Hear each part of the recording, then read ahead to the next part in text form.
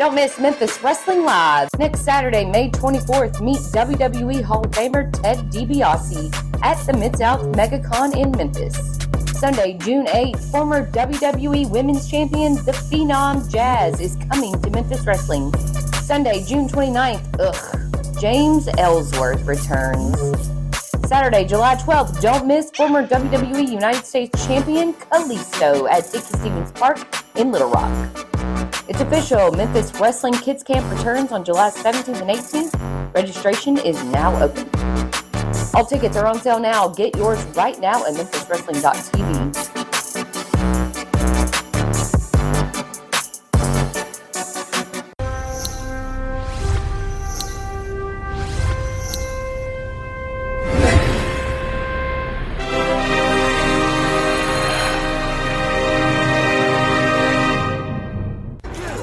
That's right, our 8th annual all episodes Memphis in May. Stay tuned all month as we bring you shows about the history of Memphis wrestling and the current Memphis wrestling. Don't miss an episode.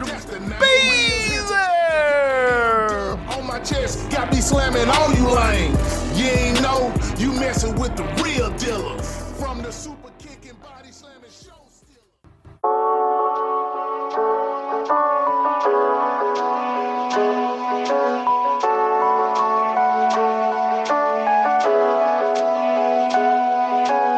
This episode is sponsored by Vitality Chiropractic, your trusted partner in wellness right here in Jonesboro and Newport, Arkansas. At Vitality Chiropractic, we believe in the power of natural healing and the importance of a healthy spine for overall well-being. Life can be hectic, and stress can take a toll on our bodies. If you're experiencing back pain, headaches, or just feeling out of alignment, it's time to make a positive change. Step into Vitality Chiropractic, where our experienced and caring team of chiropractors is dedicated to helping you achieve optimal health. We specialize in personalized chiropractic care tailored to meet your unique needs. Call 870-523-2225 to make an appointment today.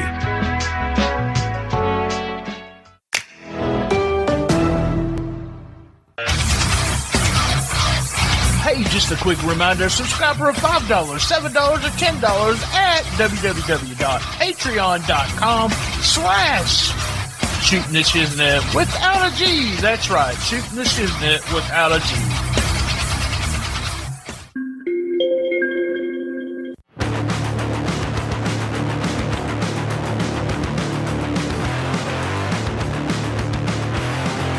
Wrestling fans, are you ready? Every Friday night in Osceola, Arkansas, MCW, the legacy continues.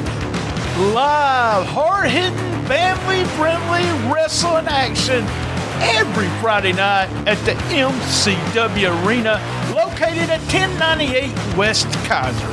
Doors open at 6:30 and the action starts at 8 p.m. sharp. Don't miss your chance to see the stars of MCW battling out in the ring, rivals, drama, and slam-packed action. Following wrestling superstars are appearing: Chase McCoy, C-Money, LA Hustlers, Party Factor, Zaya Wolf, DJ Cash, JT Williams, Galen Ray, Serpent, 187, Luke, Justice, and many, many more. Be there! Contact Terry Clapp for ringside and VIP seats. MCW every Friday night. This episode is also brought to you by Bear. Eat better, live better. These guys are the best meal prep company in Northeast Arkansas. So get 15% off with our code STSPOD Club at bear870.com. That's 15% off. Use our code STSPOD Club at bear870.com. Trust Bear for your meal prep needs in Northeast Arkansas. Eat better, live better. Bear. We can all help prevent suicide. The National Suicide Prevention Lifeline provides 24/7 free and confidential support for people in distress, and also prevention and crisis resources for you and your loved ones.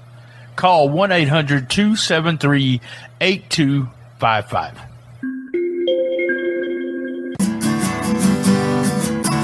Shootin the Shiznit, Shootin the Shiznit, best little wrestling podcast in the business. Your host BT, and all his guests. You'll never know who he'll have next. Shootin the Shiznit, Shootin the Shiznit, best little wrestling podcast in the business.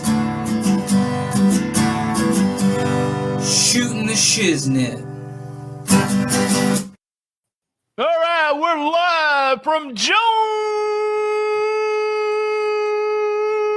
Arkansas, 304 Studios, and this is an STSPOD.club production. We're live, all episodes, Memphis in May, and I have a guest returning. Hey, you've been here about, 5, 6, 7 times, I think? Yeah, something like that. I tell you, that theme song is so over with me. It's so catchy. I'm just like banging my head to Shootin the Shiznit. That's right. Shout out to Sleazy E for that. He recorded it many moons ago. But yeah, just somebody that listened to the podcast reached out to me and said, "Hey, I want to do some music for you." And I said, "Let's do it."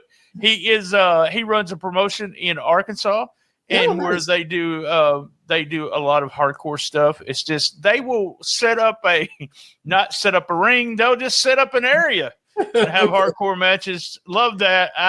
I'm not a huge fan of, but I'm a huge fan of the attitude. Just put it that way.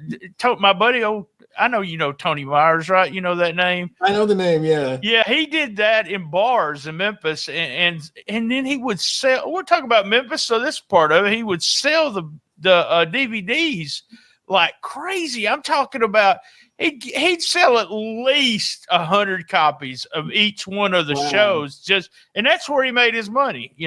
It's good old-fashioned hustling, man. And I went down and watched one of the shows, and it was just violence in a bar. I'm serious.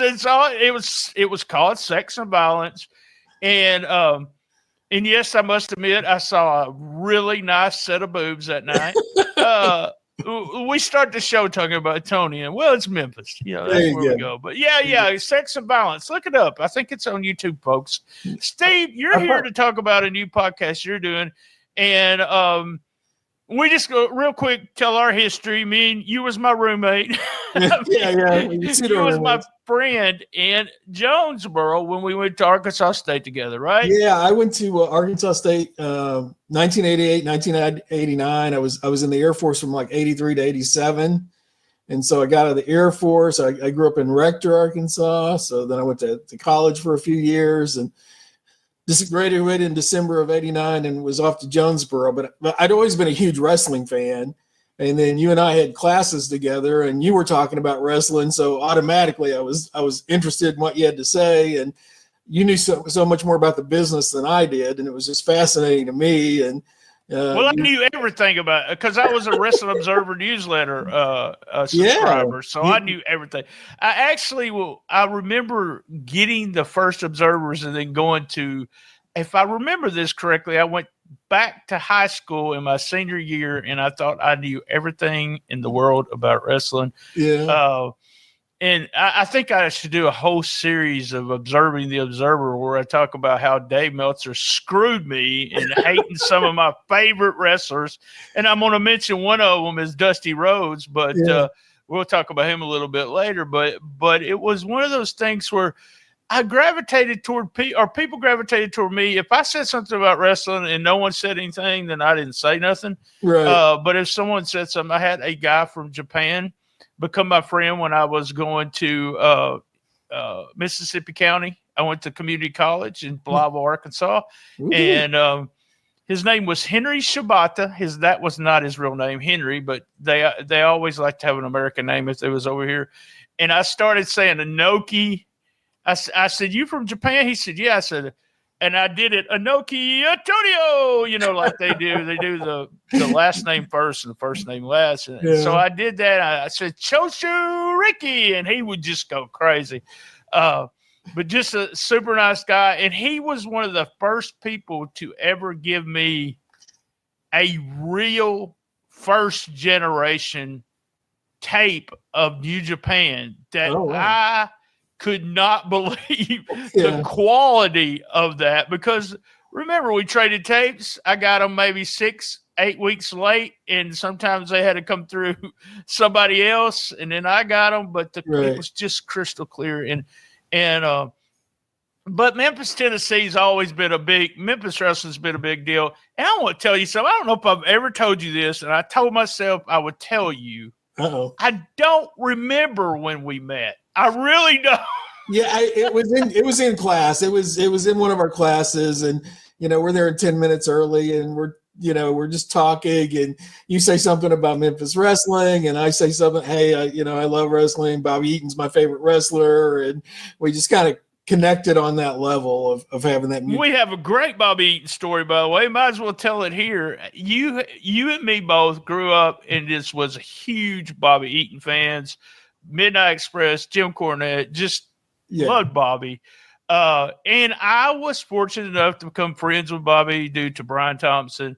And he came in this area, and all three of us got together. That was the first time. You had met him, and it was a special moment for me, and I know it was for you too. But Bobby was just a super nice guy. Yeah, it was Tuckerman, Arkansas. Right. And it was like a Saturday morning, and I got up and I thought, damn it, I'm going to go to Tuckerman. And, I was living here in Fort Worth area, so it's about a 7-hour drive. And I'm like, I'm going to go see Bobby Eaton tonight, and grab my son. And we came up there, and yeah, I mean, it was all worth it to meet Bobby Eaton. What a great human being he was. Oh man, it's one of those guys no one can say a bad word about him. Memphis, you see Bobby's name every once in a while. Talk about this classic Memphis wrestling. And so let's talk about your podcast that you're doing with Ray Russell on what is his network called? God, it's WrestleCopia. The WrestleCopia. There we go. Shout out to Ray Russell and WrestleCopia. He is a hustler too, just like he reminds me of myself. I know. But because we always promote him and Gene Jackson. Yeah. But Ray Russell, how did you meet Ray Russell? That'd be a good question. It was just an online thing. I think he had friended me probably because I was in some of the wrestling groups, or we had some mutual friends or something like that. And then at one point he said, hey, I'm thinking about doing something on Tennessee wrestling. And I said, hey, I've got a pretty, decent background on this. And then you do, Steve, but you're no Mark James. I'm no Mark James. No, you'll never see my picture in a post office. So we just reached out online. We connected. He was doing 1985 with Gene Jackson. He had me on a few times, and he said, well, I'd really like to do something different with you. And I just threw out the idea. I said, I think just doing Memphis in 1977 and Nashville, because that's the year that Goulas and Jarrett split, I think that'd be real interesting to do. And so our fourth podcast on that dropped today, and we're going week by week what's happening. Well, we don't know when this is going out, but the fourth podcast has dropped. And I have listened to almost all of it. But yeah, week per week, you're going through 1977. What I like the most about this is, from a personal standpoint, is that I didn't start watching wrestling until August of 78, if I remember correctly. Okay. So 77 is brand new for me. I've seen clips of some of the stuff in the past. And something I'm amazed at is that, when I was doing tape trading, there was X amount of guys that did the tape trading. And you really thought, including Jim Cornette, you really thought we got everything. Right. We got all the footage that'll ever exist, Memphis wrestling. There'll never be any footage released. And I could get online almost every day and find something how the hell did they get that? Right. And Paul Neighbors put some stuff out not too long ago that I was just like, I understand how he got it, but then you have this random person that somebody out there was recording when there was very few ways to record. Right. That was in the Memphis area. And it's really strange when I see that. Even the quality is really good. And you just go, and I went on my way to watch the Dusty Rhodes stuff and Lawler stuff. The quality's not that good that you talked about on the episode 4. But it still shocks me that there's still stuff out there that people are finding. Yeah. I found this really obscure video of Leroy Brown, and he was like one of his first TV matches, and somebody put on YouTube, and it has like 125 views as of this morning. So you just find these weird little pockets of stuff out there, and you wonder, like, how in the world does this exist? And it's actually fairly decent quality, and so somebody just didn't throw a tape away at some point. They didn't record over the tape. Well, the part that gets me, it's 1977. Right. What was you recording with? How the hell did you get this? Did you transfer it from a Super 8 or whatever? It makes you wonder. That's the kind of the story, the nerd in me, that just wants the story of how you got the tapes. So it's fun to listen to. There's a story that y'all told, and I believe it was episode 3, and I wanted to talk to you about it and make sure I get it right, and I'll let you tell the story. You're I think they're at the NWA convention, right? And someone is pissed at Lawler. Yes. Because of the aftermaths. Go ahead and tell that story. I love this story, but go ahead and tell what happened. Okay, so Lawler had wrestled Andre the Giant in Louisville, Kentucky. And, Andre says, "What do you want to do tonight, boss?" He called everybody boss. And Lawler said, "Well, I want to beat you." And they arranged some sort of DQ or count out or, something where Lawler technically wins the match. He didn't pin Andre the Giant, of course.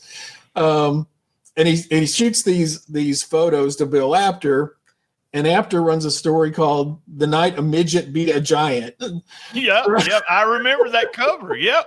So he yells out in the Apter mags that Lawler had beaten Andre the Giant, the biggest touring attraction in the world.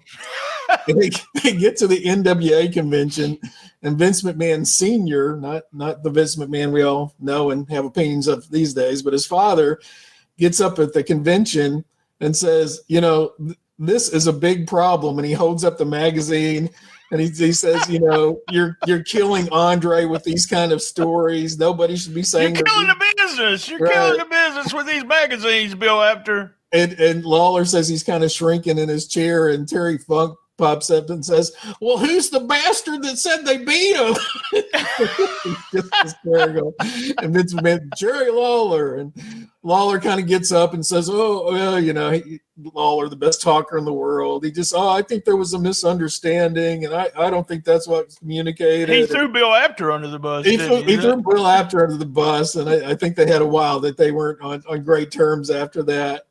But that's to me what makes the story is Terry Funk knowing full well, who had said in the magazine that had beat Andre and that knew that Lawler was sitting right there and him making fun of him. And that had to be like right when Jarrett split off for his own promotion. So Jarrett's probably worried about the NWA accepting him in any way. Because he hired, and then he has Lawler saying, "I beat Andre," and everybody's like, "How did that guy beat Andre?" So, right? Yeah. So didn't go over well in New York, that's for sure.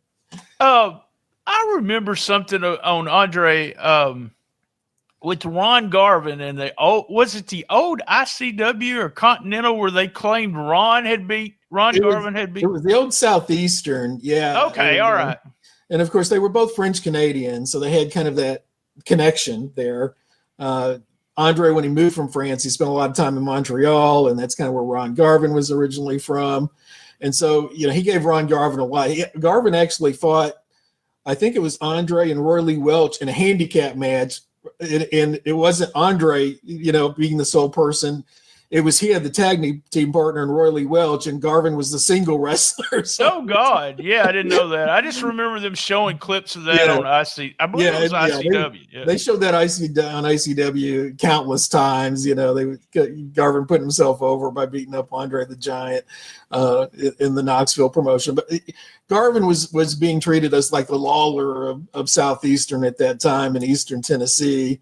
And then, of course, he and Roop and some of the other guys split off and killed the territory over there, and then created ICW. So, well, that's perfect. That's a perfect segue. We're going to talk about a split that happened, and that's what y'all are talking about. You and Ray on the regional wrestling.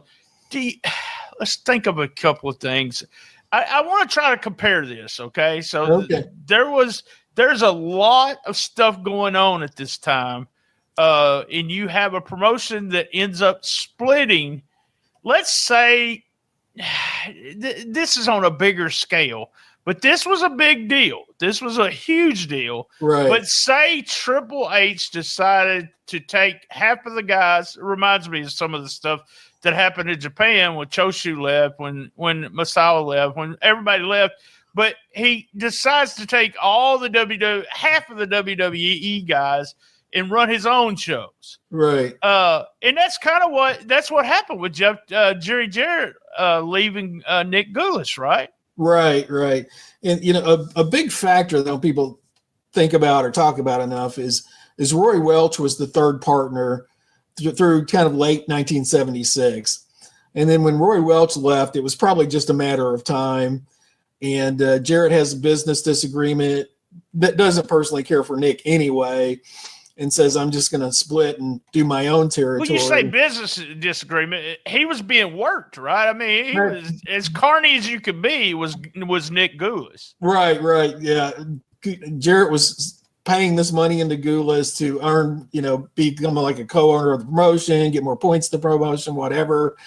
And then Gulas says, oh, no, you didn't buy anything. You just bought an option to buy, and that option period's passed. And, so according to Jerry, it was like $50,000 he'd invested that just went away, Oh, wow. I didn't know it was that much. But, yeah. I remember. See, so I jump on in 78. This has already happened.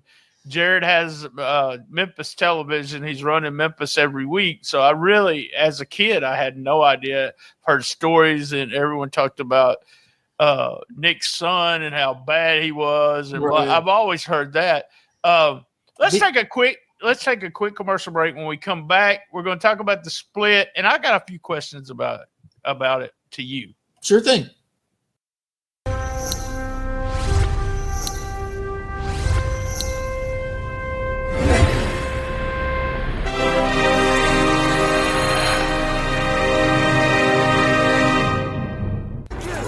That's right, our 8th annual all episodes Memphis in May. Stay tuned all month as we bring you shows about the history of Memphis wrestling and the current Memphis wrestling. Don't miss an episode. Be there. On my chest, got me slamming on you lame. You ain't know.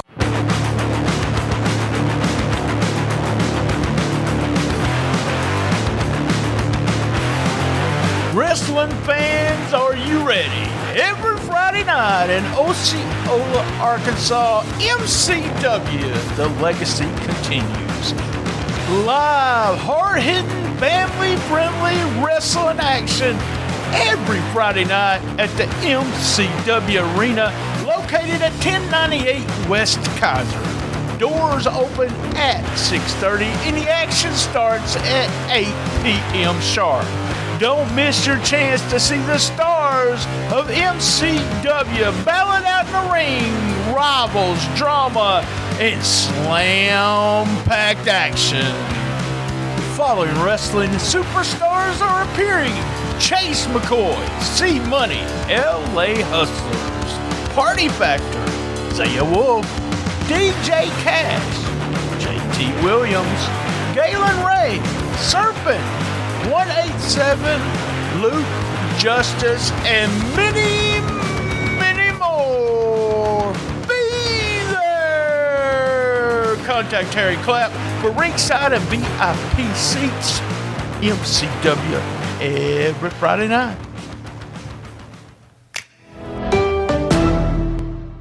Hey, I want to talk about one of our sponsors, Bear. B-A-R-E, period. That's right. Their tagline is Eat Better, Live Better. And I'm speaking from experience here. That's right. The better things you put in your body, the better you feel.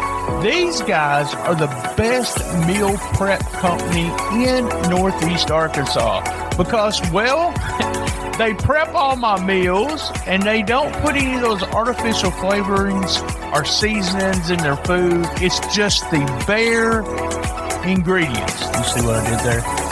Here's how it works. You choose the meals you want in your desired pickup location from their easy-to-use website. Your meals are ready Monday morning and available for pickup based on the hours of the location. They have 7 locations right here in Jonesboro, 2 in Paragould and 1 in Brooklyn. Go to bear870.com and place your order today. So here's what I want you to do. Get 15% off with our code STSPOD Club at bear870.com. That's 15% off and use our code STSPOD Club. Trust Bear for your meal prep needs in Northeast Arkansas. Eat better, live better. Bear.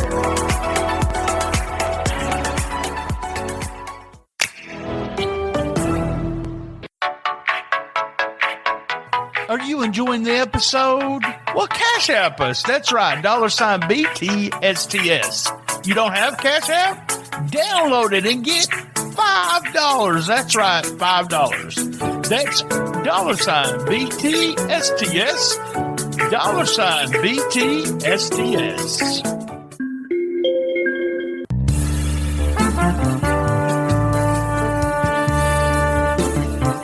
Hey there, pleasure seekers. Get ready to elevate your intimate moments with the one and only Spunk Lube Pure Silicone, the go-to choice for a slick and sensational experience. Introducing the 8-ounce bottle of Spunk Lube Pure Silicone, available now at spunklube.com. It's not just lube, it's an invitation to a world of heightened pleasure and comfort. Picture this: silky smooth, long-lasting, and oh so sensual. Whether you're flying solo or exploring with a partner, Spunk Lube Pure Silicone is your passport to pleasure paradise. Let the passion flow as Spunk Lube Pure Silicone intensifies the connection, providing the slipperiest, most luxurious experience you've ever imagined. Go to spunklube.com today.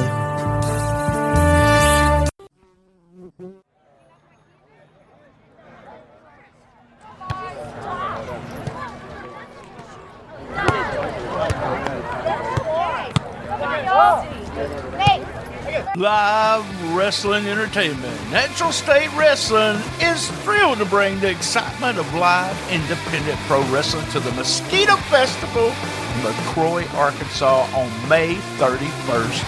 Hey, this event is free and it promises an unforgettable experience showcasing a stacked lineup of wrestling talent from across the region, from high-flying luchadors and celebrated local legends to rising stars. Fans of all ages will be treated to thrilling high-octave matches, including a huge battle royal that will keep everyone on the edge of their seat. Beyond the wrestling action, the Mosquito Festival offers a variety of attractions to enjoy, including delicious food, carnival rides, games, live music, and much more, assuring fun for all ages and budgets. Natural State Wrestling is honored to be part of the vibrant community event and looks forward to delivering top-tier entertainment for festival goers all over Arkansas. Bell time is 1 p.m. and mark your calendars and join us as Natural State Wrestling takes over the Mosquito Festival. Follow the Mosquito Festival on Facebook for updates, all the amazing attractions, and activities planned for this year's event. That's right, May the 31st, 1 p.m. Be there!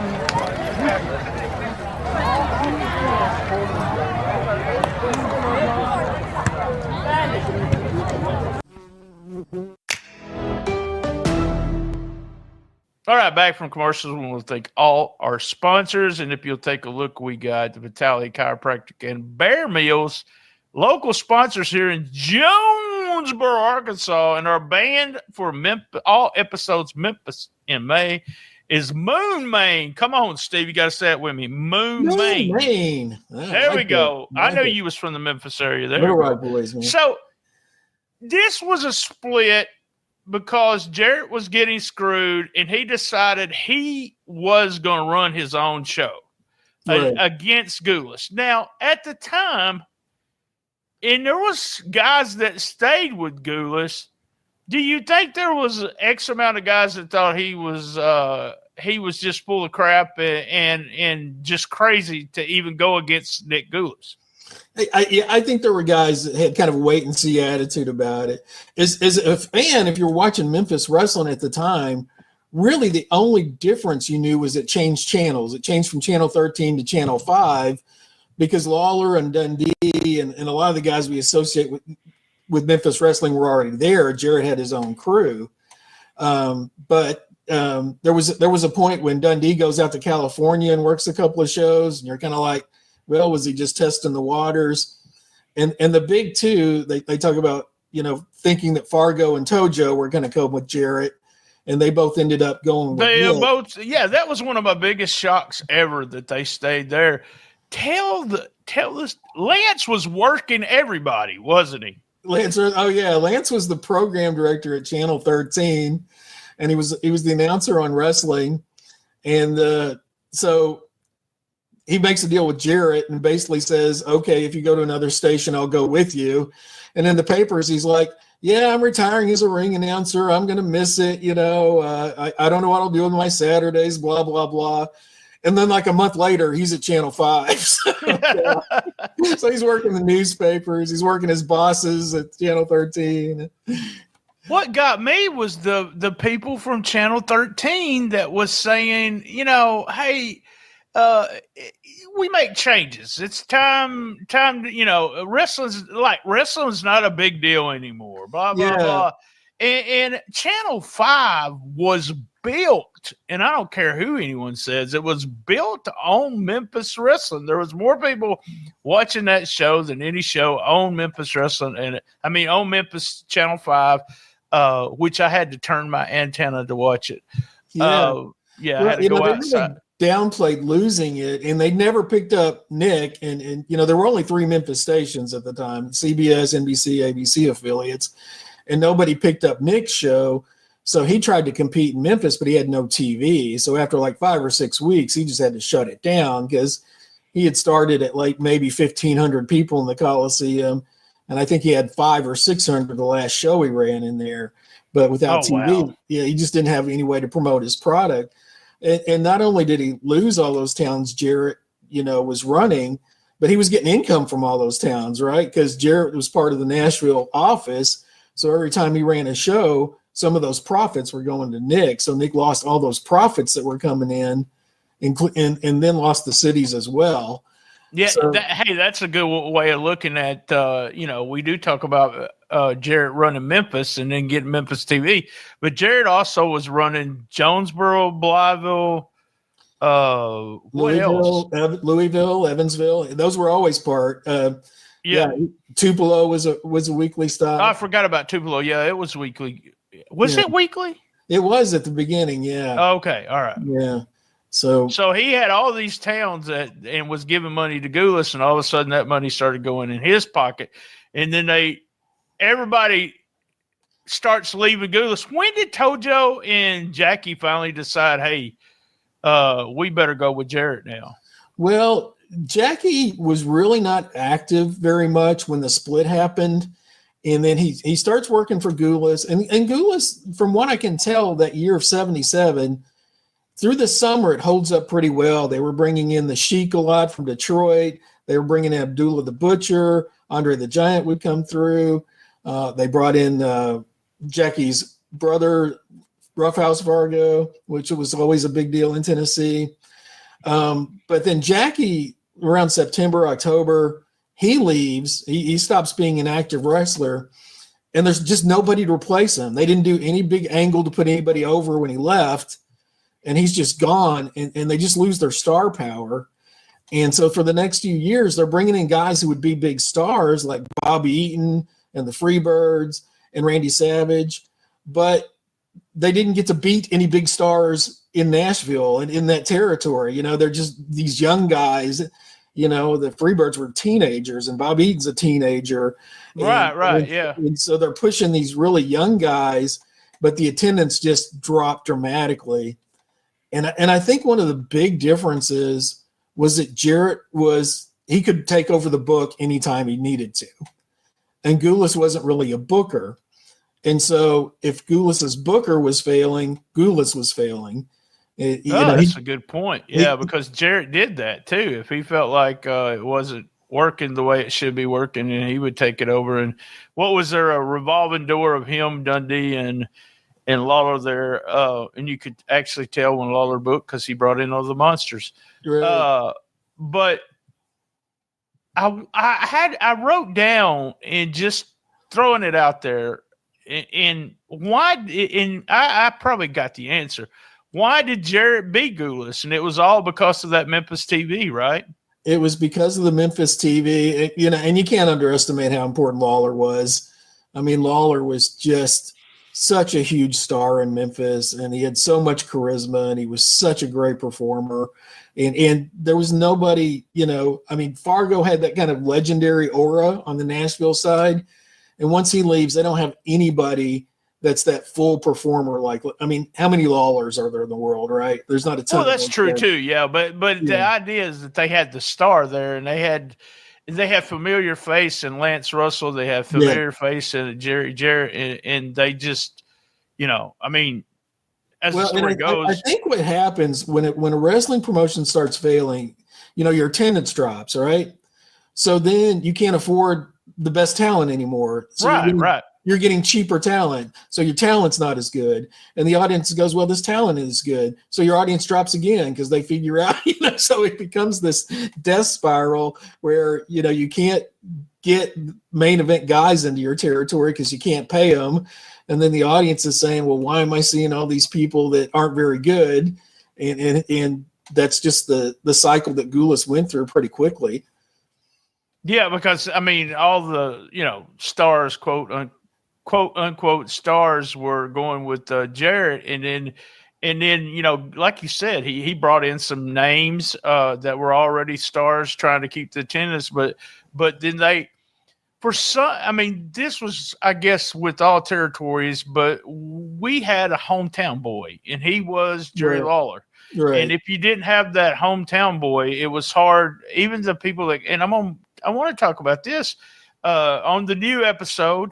You talked about Dusty Rhodes coming in, and Dusty had some interviews sent in with Gordon Soley. Dusty at the time was a star, right? He was. Yeah.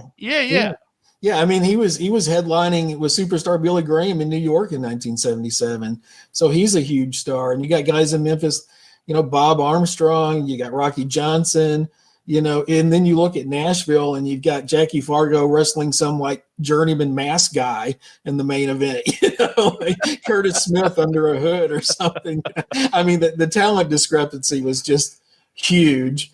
And part of the narrative, a lot of people say, well, he pushed George Gulas so much and that's why he went under.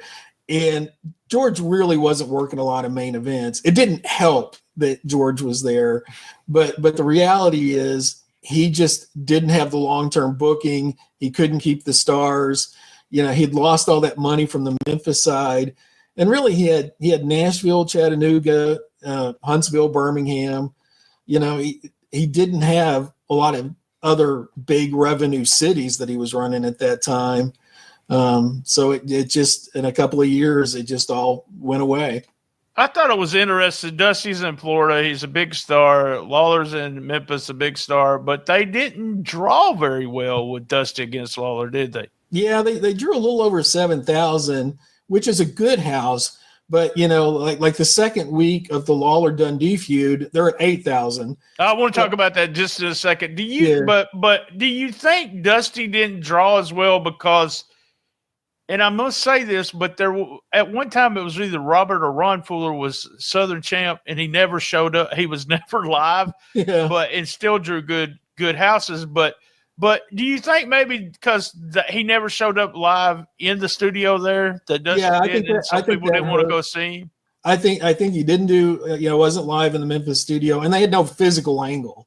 You know, there was nothing. It was just This is superstar against superstar. Yeah. But it wasn't like, Lawler ran him over in the parking lot or something. I mean, there's no heat put on Lawler. Right. We're touching just real quick about Dundee. So Dundee comes into the area. It's not a huge star, but he's feuding. His first big feud was against, was it Leroy Brown? Or? Yeah, kind of when they moved him to the singles. He'd been since 75, he'd been in tag teams in Memphis. So he was over as a tag team wrestler, but he wasn't seen as like a main event singles type wrestler. And so Jarrett decides he's going to give Dundee this big push. And the first thing he does is have him just destroyed on TV by Leroy Brown, who was this huge African-American wrestler. And which is just a strange way to start a push with somebody, right? An injury angle. He's so hurt he can't even wrestle the next week. But Dundee comes back and he beats Leroy Brown, and they start giving him this kind of giant killer gimmick. And he beats Plowboy Frazier. And the first time he wrestles Lawler, it's like Lawler's not even taking him seriously. And the stipulation is Lawler will beat him twice in 15 minutes. So they knew he was kind of this underdog, and he wasn't seen on Lawler's level. And they spend like the first 3 or 4 weeks, Dundee wins every time. And every week the houses are going up, 5,000, 8,000. Because the fans, he was a tag team wrestler. He was a smaller guy, and the fans didn't believe, even though he'd beat Stan Frazier, he'd beat Bad Leroy Brown. I can't even get that out. They didn't believe in him against Lawler. And you said this on the podcast, you thought to yourself or said to your friend, look, there's no way Bill Dundee is going to beat Jerry Lawler. Right. I mean, I just saw him as like, here's this little guy, Lawler's beating everybody. He's beating Rocky Johnson. He's beating Paul Orndorff. And then Dundee comes in and you're like, this isn't even serious. And like, that's why the first night they're in, they don't do a huge house. But then, it's the classic underdog story. It's the classic bigger bully against the smaller guy who, won't give up, just keeps fighting. And, people just got into that story. And Dundee became a big star for years in Memphis just based on that feud. And, I mean, it went, 9 or 10 weeks, and they were drawing, 10, 11,000 people several times during that run. Yeah. And then it goes – that might have been the longest feud ever because they had X amount of matches, and even when they were 100 years old, it was what it feels like. That's true.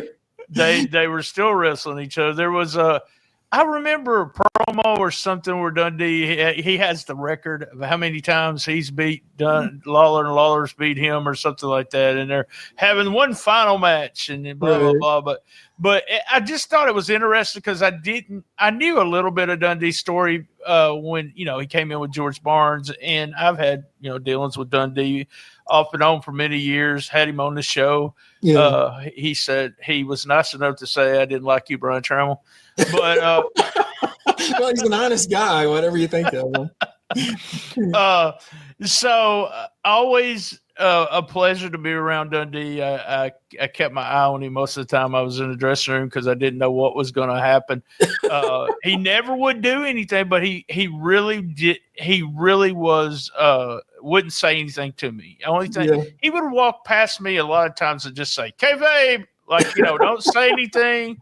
I'm not doing a Dundee accent because I don't know, but I want to tell you, Steve, every time I got ready to leave that night and leave the dressing room, or he got ready to leave before me, he would always come over and shake my hand and say, "Good to see you, Brian Tramel." and walk out. Cool. And I'd be like, you gave me hell all night. I would be sitting talking to somebody, and he'd go, don't tell him shit.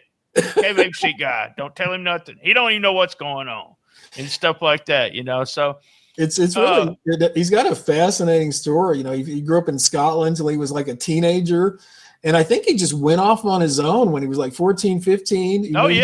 Moves to Australia by himself. He works in the circus, and then he gets into wrestling, and he's just an underneath guy for like 8 years. He's just doing jobs on TV and on the Australian circuit for like 8 years. And then gets the chance in Memphis and becomes a huge star. So, just a fascinating journey that he was able to accomplish that. Oh, yeah, very much so. I listened to Gene Jackson's show with Jamie Dundee the other day, and it's funny when Jamie's talking about, his accent was just so strong when he was a kid. He still had an Australian accent when he was a kid, and I love Jamie saying I was talking Australian, and I was just cracking up. And he's so countrified now that you're just like, how in his, you can't tell any Australian going on at the time. But but Beverly had the Australian accent, and Bill had the Australian accent, and that's the way you're going to learn how to talk. So. Okay, so we're going to 77. When we get done with 77, I'm going to ask for some spoilers. Are we going to 78? We really haven't talked about it. Oh, okay. I'm not sure. I think it would be interesting, because that's, like I say, that's when the Freebirds go through Nashville. Bobby Eaton gets his first big push there.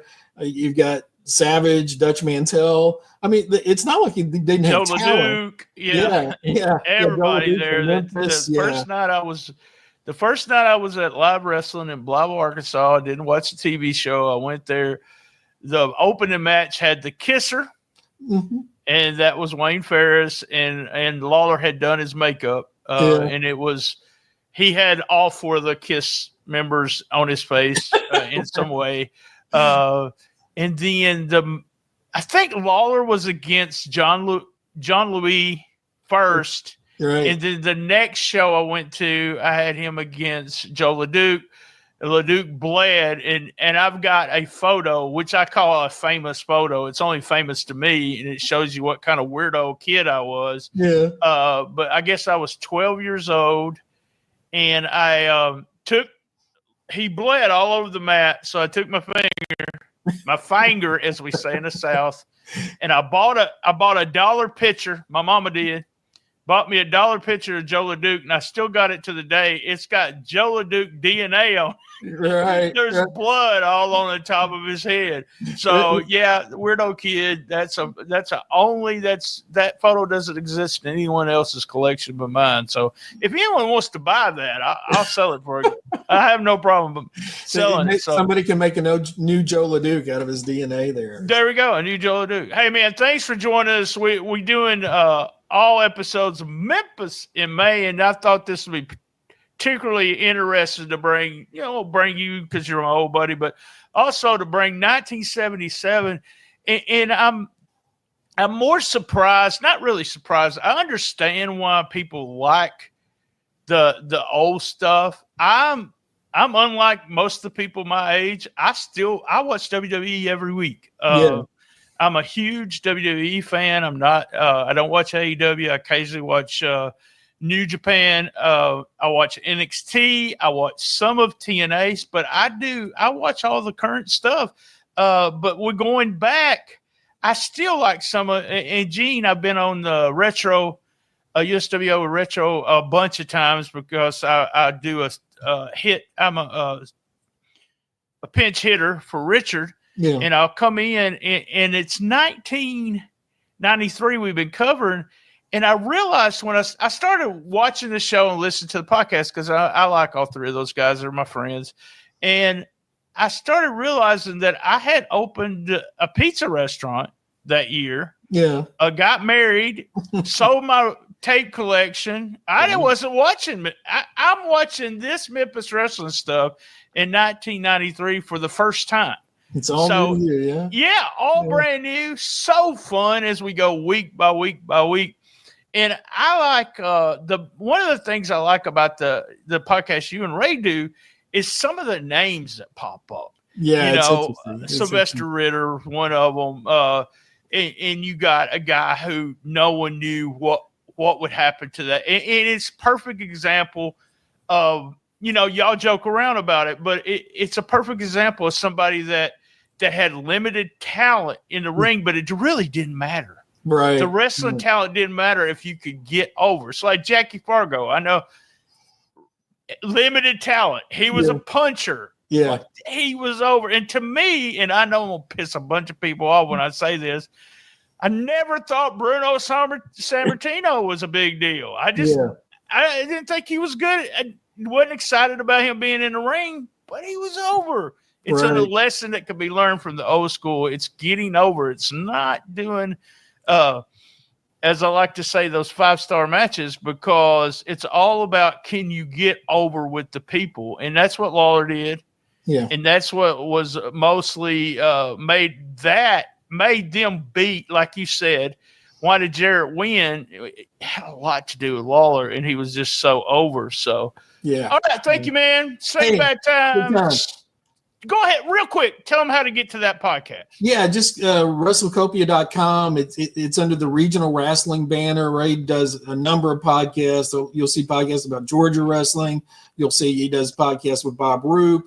But you'll see them on there. And they're just in order of the release date. So if somebody wanted to go to the first one and just do the whole year, they could do that, or they can just listen to the latest one and see if that catches their interest. But yeah, just go to the WrestleCopia network. It's one of the I listen to that. I listen to the USWA one. I don't listen to a lot of wrestling podcasts because I do wrestle podcasts. So it's just one of those things. By the way, I just want to play this sound clip about 5-star matches. Take your 5-star matches and shove them up your ass. It means and you will love this sound clip because we just talked about this. So listen. Blavel, Arkansas. Blavel, Arkansas. Blavel, Arkansas. Tommy Rich, Blavel, Arkansas, folks. Wildfire's coming down. Yeah. Oh, I listened to Doug and Tommy, too. I listened to Doug and Tommy. I forgot. I listened to that podcast, too. All right, guys. Same bad time, same bad channel. On the best little wrestling podcast in the business. Be there. And as everyone knows, Steve, you know this by now. Everybody knows by now. I knew it. I love my mama. Don't miss Memphis Wrestling Live. Next Saturday, May 24th, meet WWE Hall of Famer Ted DiBiase at the Mid-South MegaCon in Memphis. Sunday, June 8th, former WWE Women's Champion The Phenom Jazz is coming to Memphis Wrestling. Sunday, June 29th, James Ellsworth returns. Saturday, July 12th, don't miss former WWE United States Champion Kalisto at Dickie Stevens Park in Little Rock. It's official, Memphis Wrestling Kids Camp returns on July 17th and 18th. Registration is now open. All tickets are on sale now. Get yours right now at memphiswrestling.tv.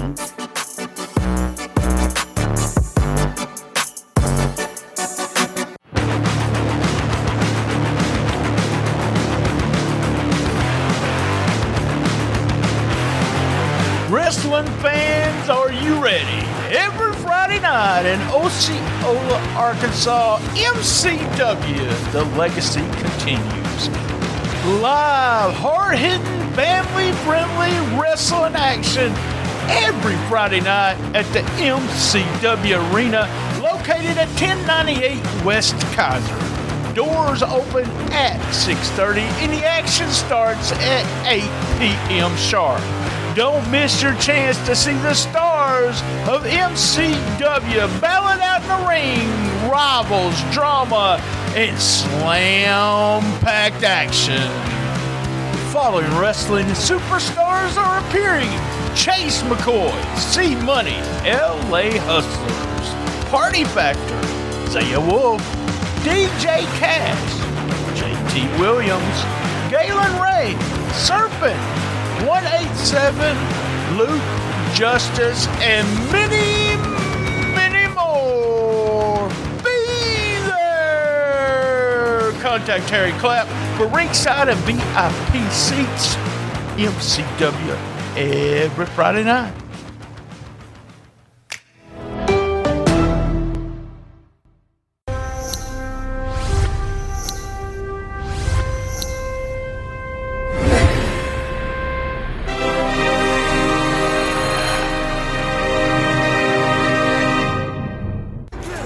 That's right, our 8th annual all episodes Memphis in May. Stay tuned all month as we bring you shows about the history of Memphis wrestling and the current Memphis wrestling. Don't miss an episode. Be there. On my chest, got me slamming on you lame. You ain't know you messing with the real. Hey guys, I love my Quicksilver rewards card from Capital One, and here's what I want to do. I want to get you to get one. That's right, earn unlimited 1.5% cash back on every purchase every day. Plus, if you use my link, I'll get you $200 cash bonus. That's right. Cash bonus from me, Big T, because I'm your friend. Capital One. Go to link of all links.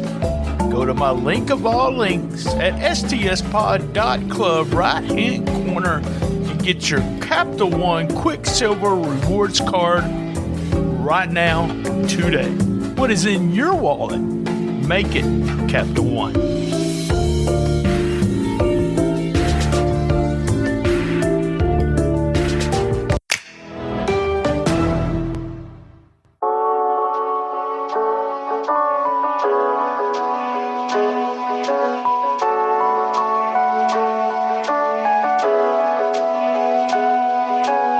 This episode is sponsored by Vitality Chiropractic, your trusted partner in wellness right here in Jonesboro and Newport, Arkansas. At Vitality Chiropractic, we believe in the power of natural healing and the importance of a healthy spine for overall well-being. Life can be hectic, and stress can take a toll on our bodies. If you're experiencing back pain, headaches, or just feeling out of alignment, it's time to make a positive change. Step into Vitality Chiropractic, where our experienced and caring team of chiropractors is dedicated to helping you achieve optimal health. We specialize in personalized chiropractic care tailored to meet your unique needs. Call 870-523-2225 to make an appointment today.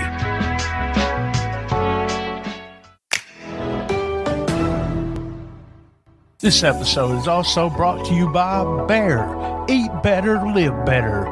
These guys are the best meal prep company in Northeast Arkansas. So get 15% off with our code STSPODCLUB at bear870.com.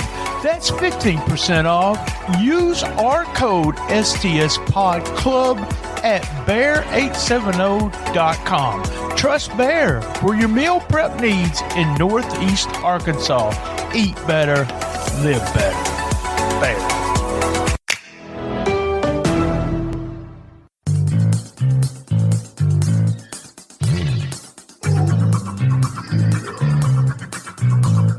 This episode is also brought to you by spunklube.com.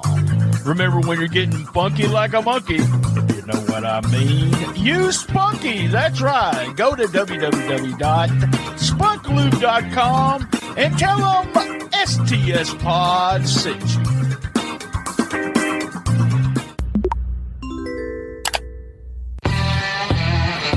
You want the best, you got the best. The best little wrestling podcast in the business. All episodes on www.stspod.club.